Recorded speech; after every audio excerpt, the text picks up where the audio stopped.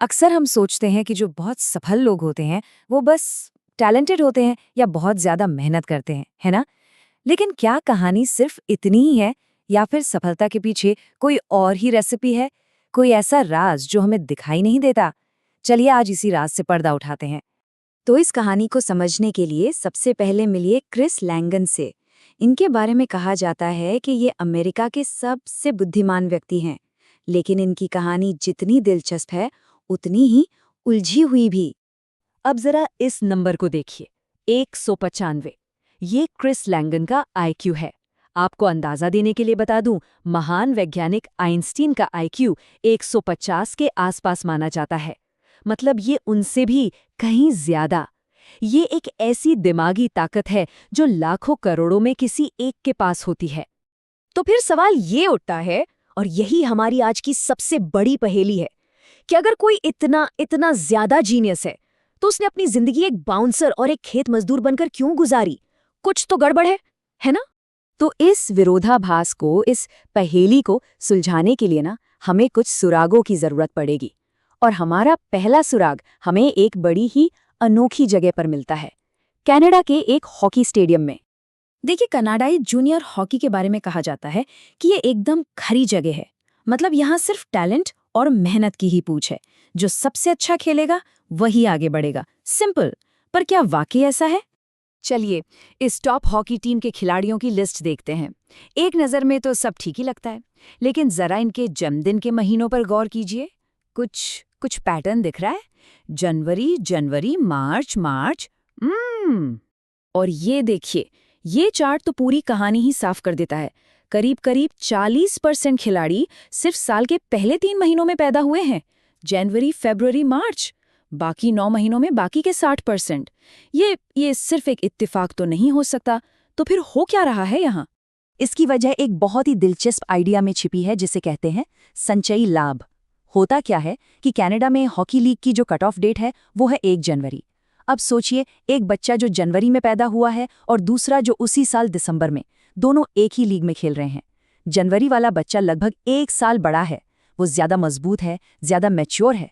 उसे शुरुआत में ही थोड़ी सी बढ़त मिल जाती है और फिर इसी छोटी सी बढ़त पर बढ़त जुड़ती चली जाती है। बेहतर कोच, ज्यादा प्रैक्टिस, और देखते ही देखते वो छोटा सा फायदा एक बहुत बड़ा फायदा बन जाता है। तो पहला सुराग हमें मिल गया, छिपा हुआ फायदा। लेकिन कहानी यहीं खत्म नहीं होती। अब चलते हैं हमारे दूसरे सुराग की तरफ, जो शायद इससे भी ज्यादा जरूरी है। ये नंबर देखिए, 10,000। कई स्टडीज में ये बात सामने आई है कि किसी भी चीज में वर्ल्ड क्लास एक्सपर्ट बनने के लिए, चाहे वो संगीत हो, खेल हो या कुछ और, आपको करीब करीब 10,000 घंटे की प्रैक्टिस करनी पड़ती है। ये एक मैजिक नंबर जैसा है। इसका सबसे अच्छा उदाहरण है मशहूर बैंड द बीटल्स। आज तो उन्हें पूरी दुनिया जानती है, लेकिन स्टार बनने से बहुत पहले उन्होंने जर्मनी के हैम्बर्ग शहर के छोटे छोटे गंदे क्लबों में रात रात भर घंटों तक परफॉर्म किया, साल दर साल। जब तक वो दुनिया के सामने आए, तब तक वो अपने 10,000 घंटे पूरे कर चुके थे। और बिल गेट्स, उनकी कहानी तो और भी कमाल की है। उन्हें एक के बाद एक ऐसे मौके मिले जो उस जमाने में किसी सपने जैसे थे। जरा सोचिए, 1968 में एक ऐसा हाई स्कूल जिसमें कंप्यूटर था, फिर ऐसी जगह जहां वो रात भर मुफ्त में कोडिंग कर सकते थे। ये सिर्फ मेहनत नहीं थी, ये मौकों की एक ऐसी लड़ी थी जिसने उन्हें अपने 10,000 घंटे बाकी सबसे बहुत बहुत पहले पूरे करने में मदद की। ठीक है, तो हमारे पास 2 सुराग हैं, छिपा हुआ फायदा और 10,000 घंटे। लेकिन अब हम आते हैं तीसरे और सबसे बड़े सुराग पर। ये वो आइडिया है जो क्रिस लैंगन की पहेली को सुलझाएगा और शायद सफलता को देखने का हमारा नजरिया ही बदल देगा। इसको ऐसे समझिए, बास्केटबॉल में लंबाई जरूरी है ना? मतलब एक हद तक लंबा होना ही पड़ेगा। लेकिन क्या 7 फुट का खिलाड़ी हमेशा 6 फुट 8 इंच वाले खिलाड़ी से बेहतर होता है? जरूरी नहीं। एक पॉइंट के बाद और ज्यादा लंबाई जीत की गारंटी नहीं देती। बस यही बात इंटेलिजेंस पर भी लागू होती है। सफल होने के लिए आपका स्मार्ट होना जरूरी है, लेकिन एक सीमा के बाद। और ज्यादा आईक्यू होने से और ज्यादा सफलता मिलेगी ही, ऐसा बिल्कुल नहीं है। तो सवाल ये है कि अगर 130 आईक्यू वाला वैज्ञानिक भी नोबेल प्राइज जीत सकता है और 180 वाला भी, तो फिर वो क्या चीज़ है जो असली फर्क पैदा करती है? वो कौन सा गुण है जो एक जीनियस को सफल बनाता है और दूसरे को नहीं? और जवाब है प्रैक्टिकल इंटेलिजेंस, यानी व्यवहारिक बुद्धिमत्ता। इसे आप दुनियादारी की समझ भी कह सकते हैं। ये जानने की कला कि किससे क्या कहना है, कब कहना है और अपनी बात को मनवाने के लिए कैसे कहना है। ये वो चीज़ है जो आपको किताबों में नहीं बल्कि जिंदगी के तजुर्बों से मिलती है।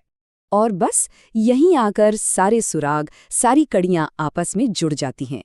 क्रिस लैंगन की इस पहेली को पूरी तरह समझने के लिए चलिए उनकी तुलना एक और बहुत बड़े जीनियस से करते हैं, रॉबर्ट ओपेनहाइमर।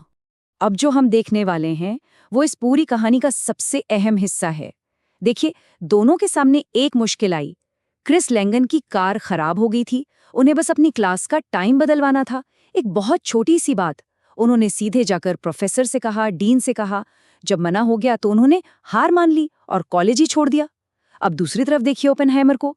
उन्होंने अपने ट्यूटर को जहर देने की कोशिश की, एक बहुत बड़ा जुर्म, लेकिन उन्होंने अपनी प्रैक्टिकल इंटेलिजेंस का इस्तेमाल किया।